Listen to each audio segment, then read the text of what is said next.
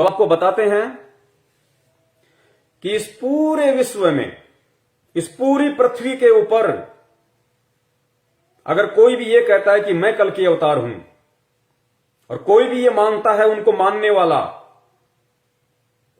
कि हमारा गुरु, हमारा सतगुरु, हमारा शंकराचार्य, हमारा महंत कल्कि है, जिन लोगों ने कल्कि के नाम से धंधे शुरू कर रखे हैं,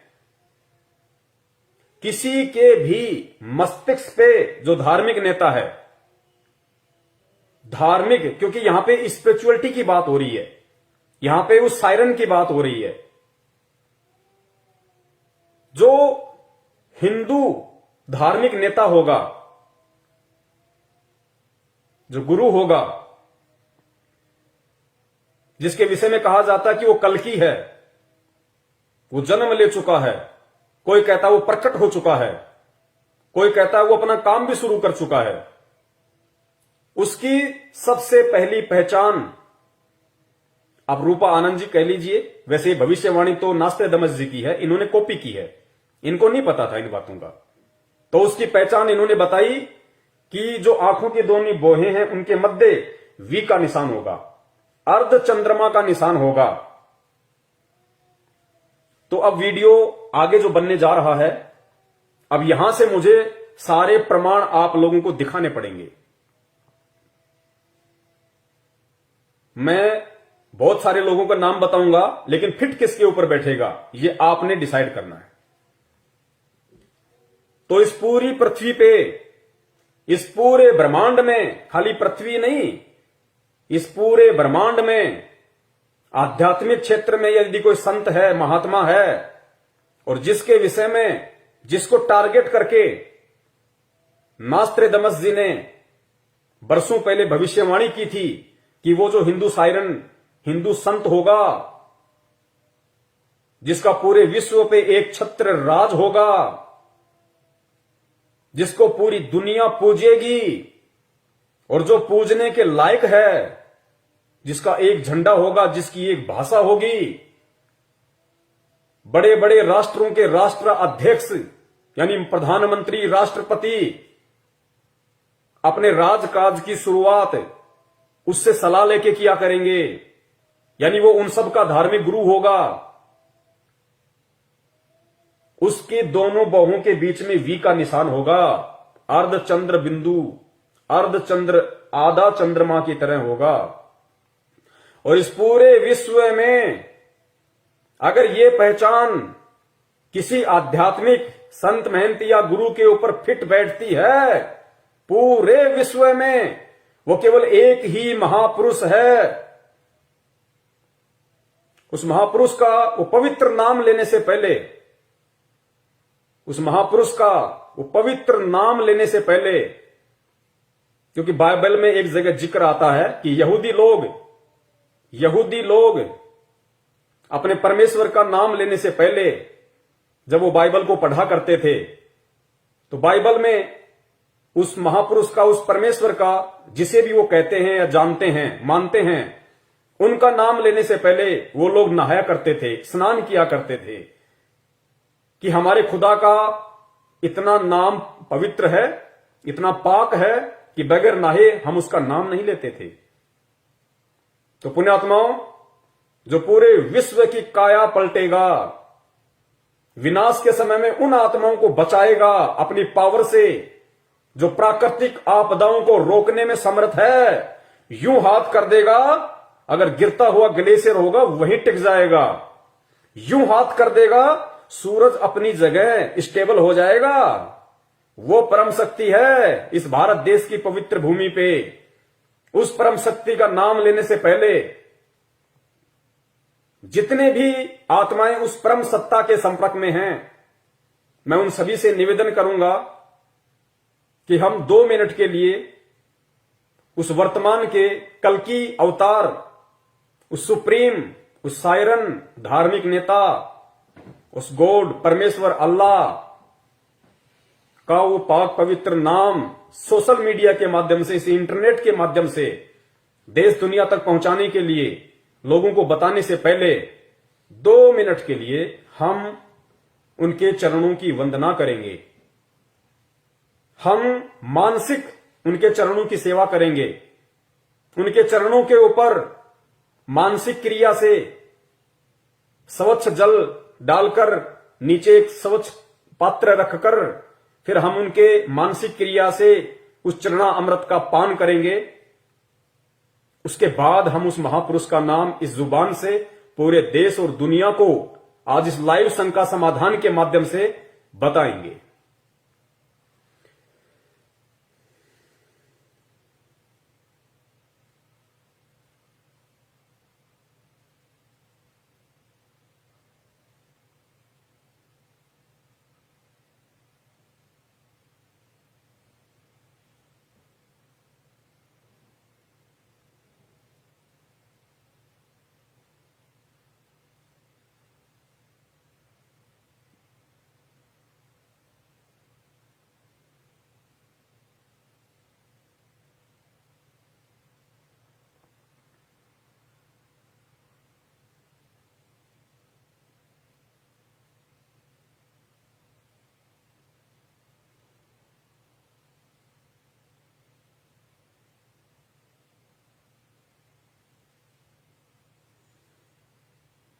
जय जगत गुरु, जय भारत।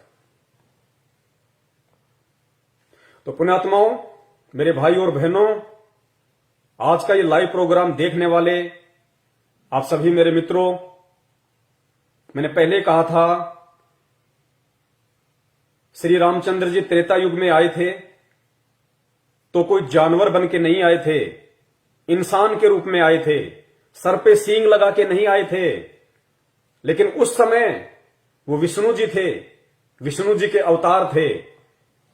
लेकिन इतिहास उठा के देख लो, क्या त्रेता युग में जिस समय वे धरती पे मौजूद थे, क्या किसी ने उनको भगवान विष्णु का अवतार माना?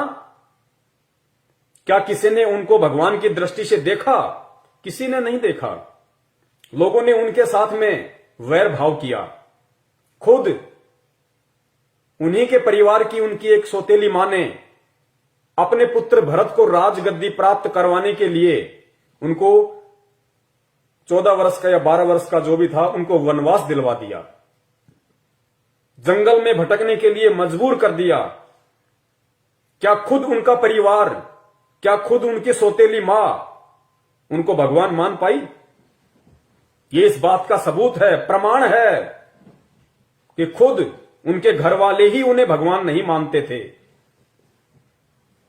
रावण अगर उन्हें परमात्मा मानता, भगवान मानता, विष्णु का अवतार मानता, तो रावण को यह भी पता होना चाहिए था कि भगवान विष्णु की पत्नी उसकी मां के समान है। लेकिन उस दुरात्मा ने श्री रामचंद्र जी को विष्णु भगवान का अवतार नहीं माना और सीता जी का अपहरण किया। अयोध्या वासियों ने केवल एक अच्छा राजा माना, भगवान नहीं माना। द्वापर युग में आ जाइए, श्री कृष्ण जी, क्या जिस समय वो धरती पे 200 वर्ष तक रहे, क्या किसी ने उनको भगवान माना? क्या किसी ने उनको विष्णु माना? क्या किसी ने उनको विष्णु का अवतार माना? जरासीन, काल्यावन, पूतना, पता नहीं कितने नाम आपको अच्छे से पता होगा। सबने उनके साथ में वैर भाव किया, लड़ाइयां की। खुद का मामा दुश्मन हो गया। क्या खुद का परिवार उन्हें परमात्मा मानता था, विष्णु का अवतार मानता था? नहीं माना। लेकिन आज इतने वर्ष बीत जाने के बाद घर घर में उनकी पत्थर की मूर्तियां बना के उनको पूजा जाता है। उनसे कुछ मांगने की दृष्टि से अगरबत्तियां जलाई जाती हैं, अरदास की जाती है, मन्नतें मांगी जाती है। लेकिन क्या आज वो आपकी मन्नतें पूरी कर देंगे? क्या मूर्ति आपकी मन्नतें पूरी कर देंगी? 21वीं सदी के इंसान हो, शिक्षित हो, टेक्नोलॉजी है, विचार करो। अगर आपके पेट में दर्द है, आपको हॉस्पिटल याद आएगी। हॉस्पिटल में आप गए, वहां पे डॉक्टर साहब बैठे हुए हैं, आपने डॉक्टर को जाके अपनी तकलीफ बताई, डॉक्टर ने स्टेथोस्कोप निकाला, आपको चेक किया, आपकी समस्या को जाना, पहचाना, समस्या के अकॉर्डिंग फिर आपका इलाज किया, आपको मेडिसिन दी, तो आपको लाभ हुआ। तो जिस समय त्रेता में भगवान राम थे, द्वापर में भगवान श्री कृष्ण जी मौजूद थे, शरीर में थे, उस समय यदि उन्हें कोई भगवान मानता, उन्हें विष्णु का अवतार मानता और उस दृष्टि से उनके साथ में व्यवहार करता, तो अवश्य वो उस समय उस व्यक्ति की हेल्प करते, मदद करते, सहायता करते।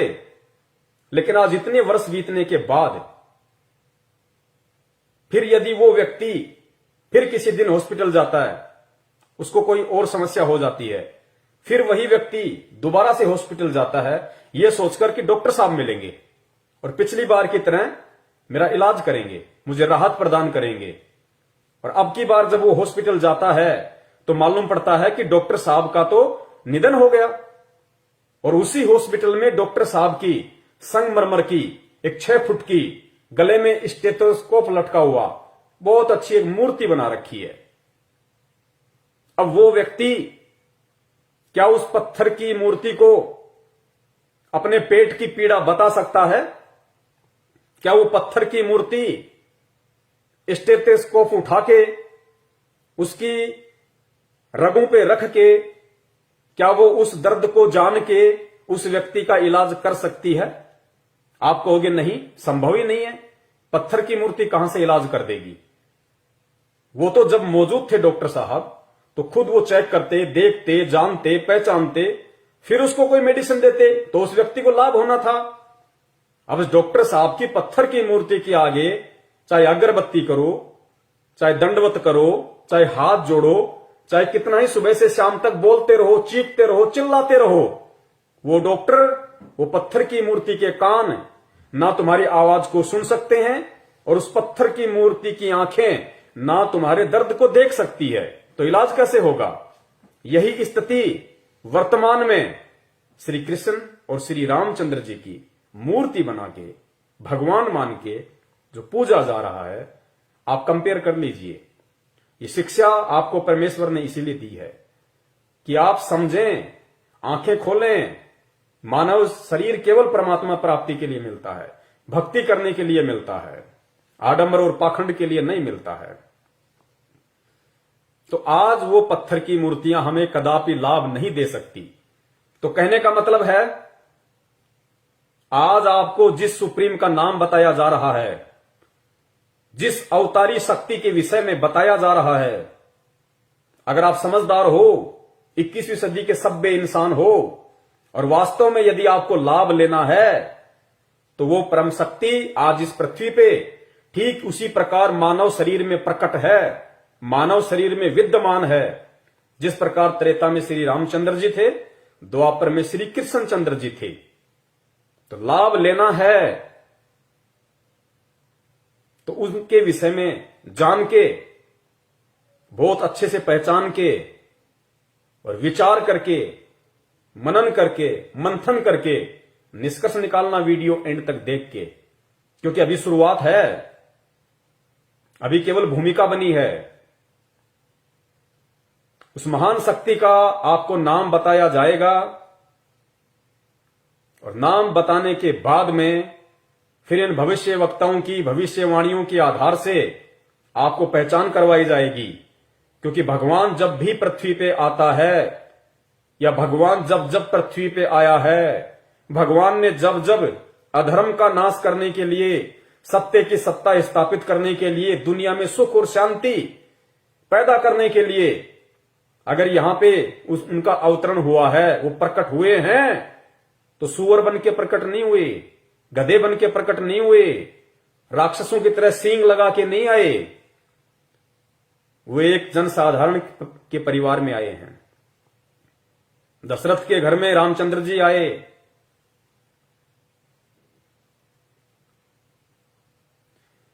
और द्वापर युग में नंद जी के घर पे श्री कृष्ण जी आए।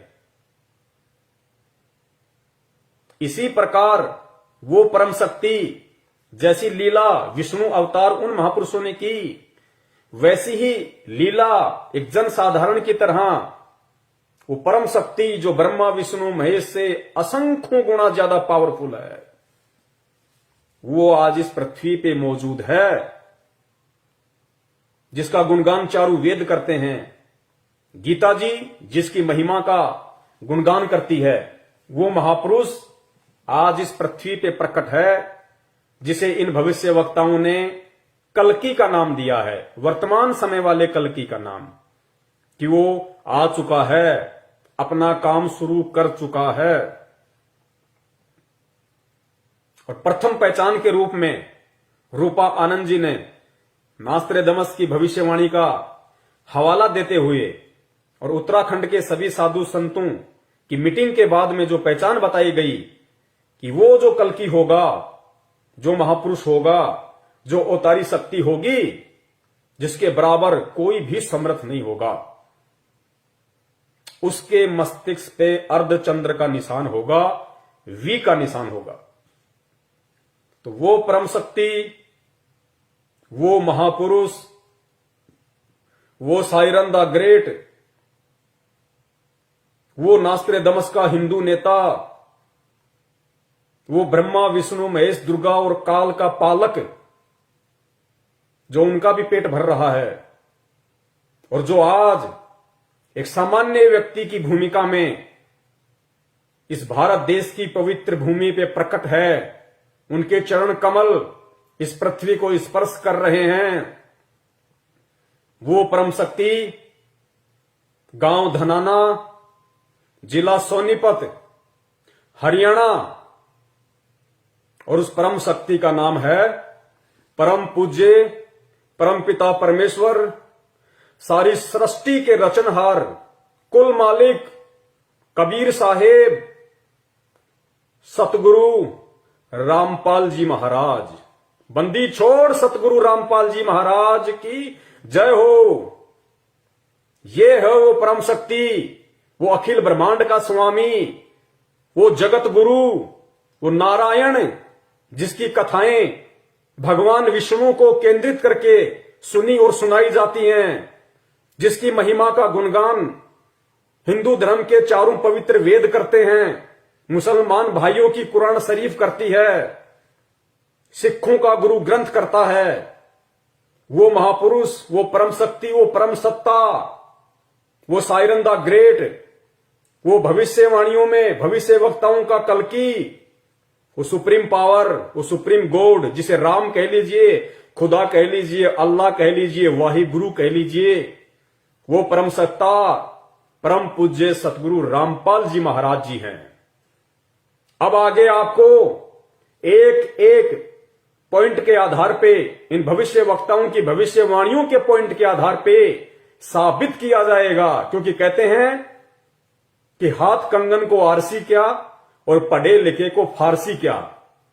ये मैं नहीं कहूंगा, आप ही के भविष्य वक्ता, जिनको आप लोगों ने सुप्रीम बना रखा है, जिनके यूट्यूब पे वीडियो चलते हैं, जिन्होंने भविष्यवाणियां कर रखी हैं, और इन्हीं भविष्य वक्ताओं ने जो पहचान उस कल्कि को लेके की है, उस सुप्रीम को लेके की है, कि वो प्रकट हो चुका है। एक एक पॉइंट, एक एक बात सोने की तरह परम पूज्य सतगुरु रामपाल जी महाराज जी के ऊपर सोने की तरह खरी उतरेगी, खरी सह सबूत प्रमाणित। और सबूत देखकर भी अगर कोई दुरात्मा सत्य को स्वीकार नहीं करती है, तो विनाश के समय में उसकी सुरक्षा, उसकी रक्षा इस ब्रह्मांड में कोई नहीं कर सकेगा। क्योंकि अगर एकमात्र रक्षक, संरक्षक इस पृथ्वी पे यदि मानव जाति का कोई होगा, केवल परम पूज्य सतगुरु रामपाल जी महाराज जी होंगे, जो स्वयं साक्षात पूर्ण ब्रह्म परमेश्वर कबीर साहिब जी हैं। स्वयं कबीर परमेश्वर हैं। भगवान आएगा सींग लगा के नहीं आएगा। और गीता जी में कहा गया है कि अर्जुन, अगर तुझे पूर्ण संत की, तत्वदर्शी संत की पहचान करनी है, अपना आत्म कल्याण, अपना उद्धार करवाना है, तो उसकी पहचान सिर्फ ज्ञान से होगी, बाह्य आडंबरों से पहचान नहीं होगी।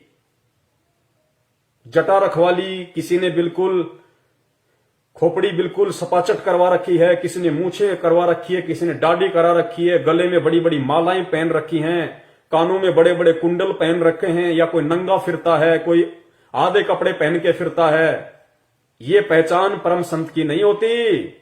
उस परम संत की जो स्वयं पूर्ण परमात्मा कबीर साहिब जी होते हैं, उनकी पहचान सिर्फ और सिर्फ ज्ञान से होगी।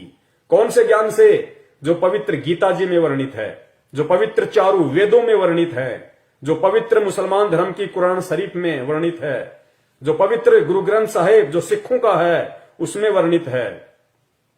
बाइबल में जिसकी पहचान है, केवल वही एकमात्र परम सत्ता, परम शक्ति, सुप्रीम सायरन, कल्कि, उनको कुछ भी कह लीजिए, क्योंकि सारी उपमाएं केवल उस परम पिता परमेश्वर के लिए हैं, जो परम पूज्य सतगुरु रामपाल जी महाराज जी के रूप में धरती पे प्रकट हैं।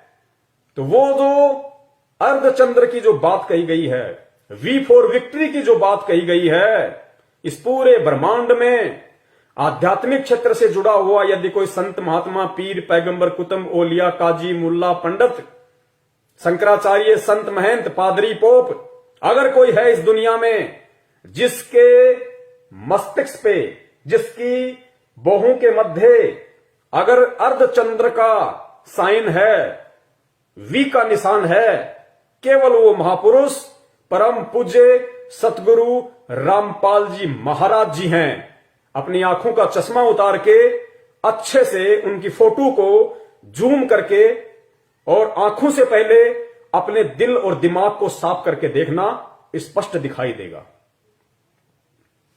प्रमाण आपको दे देते हैं। हालांकि मैं फोटो दिखाऊंगा, आपको साफ दिखाई नहीं देगी। इंटरनेट से देख लेना, यूट्यूब पे देख लेना, गूगल पे देख लेना। लाखों की संख्या में परमपिता परमेश्वर जी के, संत रामपाल जी महाराज जी रूप वाले, स्वरूप वाले इस बॉडी की, इस चेहरे की फोटोएं डली हुई है। आंखों से पहले दिल और दिमाग को साफ करना मत भूलना। स्पष्ट दर्शन देगा परमेश्वर, स्पष्ट दिखाई देगा। सुनिए, परमपिता परमेश्वर सतगुरु रामपाल जी महाराज जी ने अपने सत्संगों में बहुत समय पहले ही इस बात का जिक्र कर दिया था। अपने बच्चों को दृढ़ता देने के लिए, अपनी पहचान करवाने के लिए नास्त्रेदमस की इसी भविष्यवाणी को पढ़ा के, जिक्र करके सुन लीजिए। 1999 में ये क्या बोला गया है कि एक ऐसे व्यक्ति ने जन्म लिया है जिसकी अकेले ही उत्पादित शक्ति किसी भी शक्ति संपन्न राष्ट्र के बराबर होगी। वह एक भाषा, एक संस्कृति, एक धर्म की आचार संहिता सर्जन करेगा। यहां देखिएगा 43 पृष्ठ पे यह लिखा है कि दिव्य देहधारी पुरुष ने जन्म लिया है। वे सबके मन में प्रसन्नता भरेंगे, दुनिया भर के कष्ट दूर करेंगे।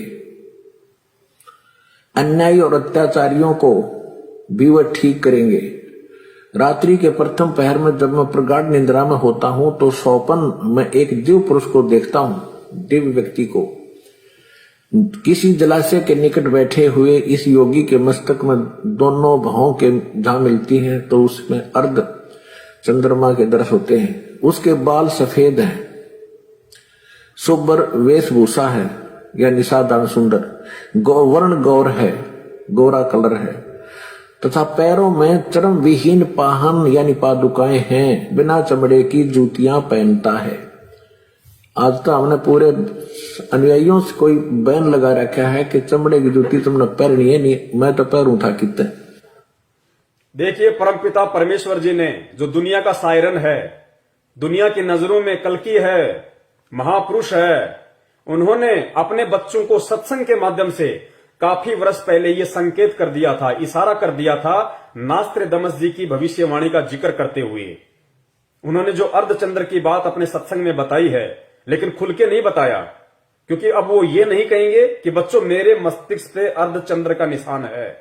समझदार को संकेत काफी होता है। आगे नास्त्रेदमस जी ने कहा कि वो जो हिंदू संत होगा, वो जो सायरन होगा, वो चर्म विहीन पादुकाएं पहनेगा। चर्म विहीन मतलब बिना चमड़े के चप्पल और जूते पहनेगा।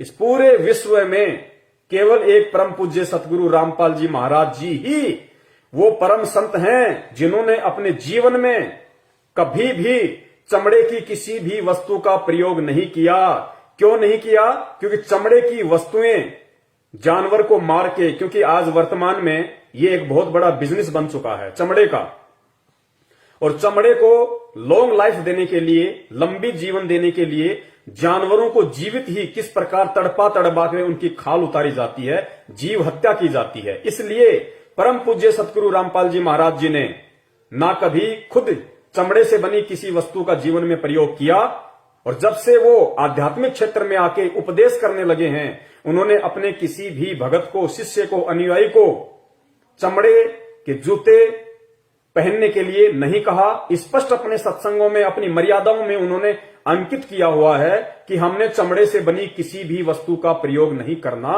है। ये चमड़े की बात उन्होंने स्पष्ट रूप से कही, और साथ ही ये कहा कि मैं तो खुद अपने भक्तों को चमड़े के जूते, बेल्ट, परस या कोई भी वस्तु प्रयोग करने के लिए मना करता हूं, तो मैं तो पहनता ही कहां। ये इन्होंने स्पष्ट यहां पे बोल दिया। लेकिन वो माथे में जो चंद्र वाला निशान है वो नहीं कहेंगे सत्संग करते समय कि देखो बच्चों, वो मेरे मस्तिष्क के ऊपर है। वो संकेत है, समझने वाले समझ गए होंगे, वरना समय आने पे तो खुलासा होना ही होना था, जिस प्रकार इंटरनेट के माध्यम से आज हो रहा है। तो ये है वो परम शक्ति, ये है वो परम सत्ता, जिनके ऊपर इस देश दुनिया के प्रसिद्ध हो या सुप्रसिद्ध हो, छोटा हो या बड़ा हो, नामी हो या गिरामी हो, कोई भी भविष्यवक्ता हो, उनकी भविष्यवाणी का प्रत्येक पॉइंट अगर इस विश्व में किसी संत महात्मा के ऊपर फिट बैठेगा तो केवल वो एक ही नाम है, परम पिता परमेश्वर सतगुरु रामपाल जी महाराज। ये दो भविष्यवाणियां जो रूपा आनंद ने जिक्र किया, मस्तिष्क के ऊपर अर्धचंद्र का निशान, वी फॉर विक्ट्री, केवल परम पूज्य सतगुरु रामपाल जी महाराज जी पे ही आपको ये निशानी मिलेगी। अन्य जितने भी संत महंत शंकराचार्यों के शिष्य भगत अगर ये प्रोग्राम देख रहे हो तो आप अपने गुरुदेव के मस्तिष्क पे कभी आपको उनसे मिलने का मौका मिले, आराम से चश्मा उतार के देख लेना, आपको ये साइन नहीं मिलेगा। केवल उसी पे मिलेगा जो पूर्ण ब्रह्म परमेश्वर है, साक्षात कबीर देव है। दूसरा, नास्त्रोदमस ने चमड़े का जिक्र किया, तो ये भी केवल सिर्फ और सिर्फ उसी परम संत के ऊपर खरा उतरेगा, क्योंकि भविष्यवाणी बहुत समय पहले हो चुकी थी और परम पिता परमेश्वर ने कभी भी चमड़े से बनी वस्तुओं का उपयोग नहीं किया। उल्टा अपने शिष्यों को भी प्रयोग करने से सीधा सीधा मना करते हैं कि अगर मेरी इन मर्यादाओं का कोई उल्लंघन करेगा उसे मेरा शिष्य कहलाने का कोई अधिकार नहीं है। स्पष्ट तौर पे वे मना करते हैं कि मुझे आश्रम में भीड़ इकट्ठा नहीं करनी है। आगे चलते हैं, आगे देखिए, रूपा आनंद ने संत जय गुरुदेव जी की जिस भविष्यवाणी का जिक्र किया था, देखिए जय गुरुदेव जी की भविष्यवाणी इस पूरे ब्रह्मांड में, इस पूरी पृथ्वी पे अगर किसी आध्यात्मिक क्षेत्र से जुड़े हुए संत महात्मा गुरु से मिलती है तो वो केवल एकमात्र परम पूज्य सतगुरु रामपाल जी महाराज जी हैं।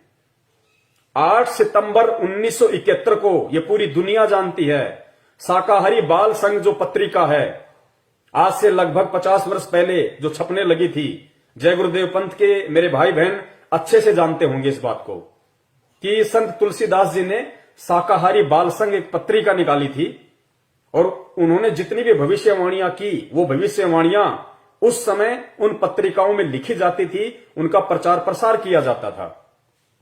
और जय गुरुदेव जी की जो एक भविष्यवाणी है उसके विषय में आध्यात्मिक क्षेत्र से जुड़े हुआ लगभग प्रत्येक व्यक्ति परिचित है। 8 सितंबर 1971 को उन्होंने क्या भविष्यवाणी की थी? उन्होंने कहा था कि जिस अवतारी शक्ति के विषय में मैं बार बार जिक्र करता हूं, जिसके विषय में मैं हर बार कहता हूं कि विनाश का समय आने वाला है, घोर कलयुग आने वाला है, उस विनाश के समय में यदि कोई बचाव करेगा, रक्षा करेगा, केवल वो अवतारी महापुरुष है, जिसका एक झंडा होगा, जिसकी एक भाषा होगी। एक झंडा और एक भाषा का मतलब क्या है? एक झंडे का मतलब है जिसका एक छत्र राज होगा, और एक भाषा का मतलब पूरे विश्व में केवल उसी का एक ज्ञान होगा, जिसका एक झंडा और जिसकी एक भाषा होगी। पूरे विश्व में केवल उसी का राज होगा और पूरे विश्व में केवल उसी का एकमात्र ज्ञान होगा। उसको कहते हैं एक झंडा और एक भाषा। तो 8 सितंबर 1971 को जय गुरुदेव जी ने सार्वजनिक तौर पे सत्संग करते हुए कहा था कि आज वो महापुरुष जिसके विषय में मैं बार बार जिक्र करता हूं, जो देश दुनिया की काया पलट करके रख देगा, आज वो महापुरुष 8 सितंबर 1971 को पूरे 20 वर्ष का हो चुका है। पूरे 20 वर्ष का एग्जिट।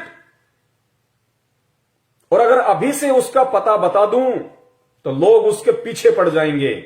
अभी ऊपर से आदेश पता बताने का नहीं हो रहा है। तो पुण्यात्माओं, इस पूरे विश्व में जितने भी लोग किसी न किसी संत महंत महात्मा शंकराचार्य से जुड़े हुए हैं, चाहे वो किसी भी धर्म के हों, आप अपने गुरुदेव की डेट ऑफ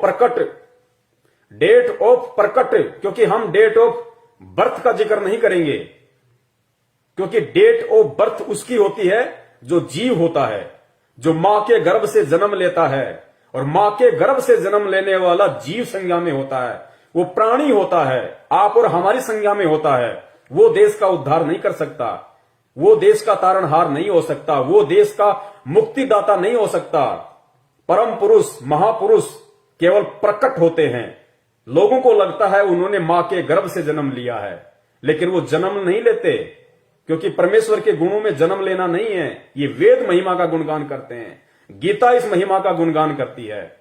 परम पुरुष महापुरुष सायरन स्वयं वो कबीर परमेश्वर होता है।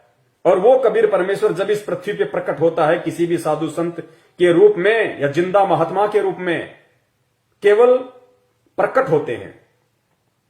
तो संत रामपाल जी महाराज जी की आप लोगों की नजरों में, क्योंकि जब तक आपको ज्ञान नहीं है तब तक आप डेट ऑफ बर्थ ही बोलेंगे, और जिसे ज्ञान हो गया वो बोलेगा डेट ऑफ प्रकट।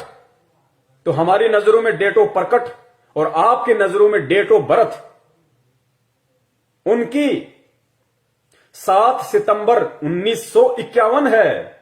7 सितंबर 1951, जिसके विषय में जय गुरुदेव पंथ के संत तुलसीदास जी ने डंके की चोट पे पूरी देश दुनिया के सामने खुले तौर पे जो सत्संग करते थे, उन्होंने कहा था कि वो परम पुरुष, क्योंकि जय गुरुदेव जी एक संत थे, आध्यात्मिक क्षेत्र से जुड़े हुए थे, पूर्व जन्म की भक्ति उनके पास में थी, और परमात्मा ने पृथ्वी पे आने के बाद अपनी उपस्थिति दर्ज करवानी थी।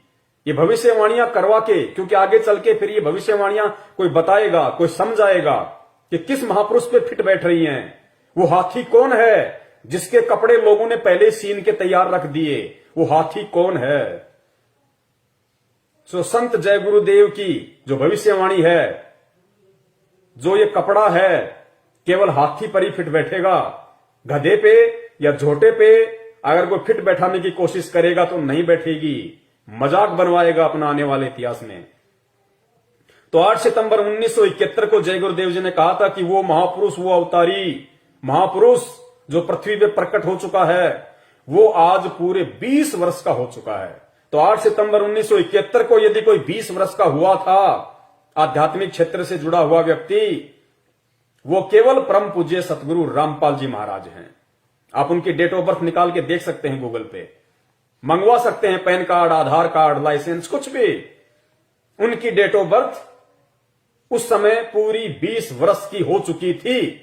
तो संत जय गुरुदेव जी की भविष्यवाणी अगर इस विश्व में किसी संत महात्मा पे फिट बैठती है, वो केवल परम पूज्य सतगुरु रामपाल जी महाराज जी हैं, अन्य कोई नहीं है। चाहे कितनी ही कोशिश क्यों ना कर लो, फर्जी बनवा नहीं सकते, क्योंकि पूरी दुनिया के सामने है।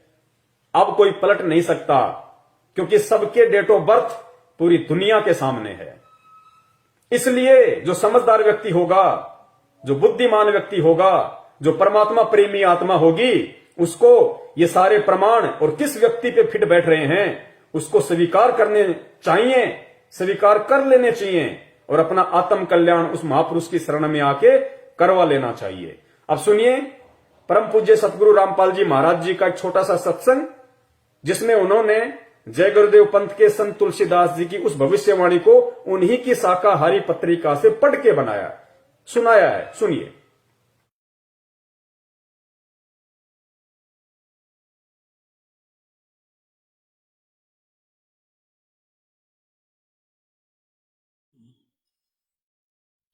भाई सतगुरु तिलक अजप्पा माला युक्त जटा रखवावे।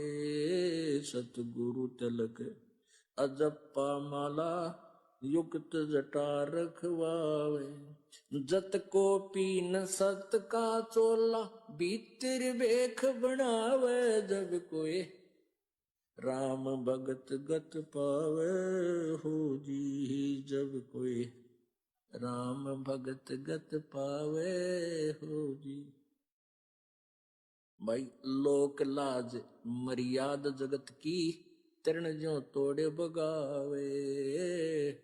लोक लाज मर्याद जगत की।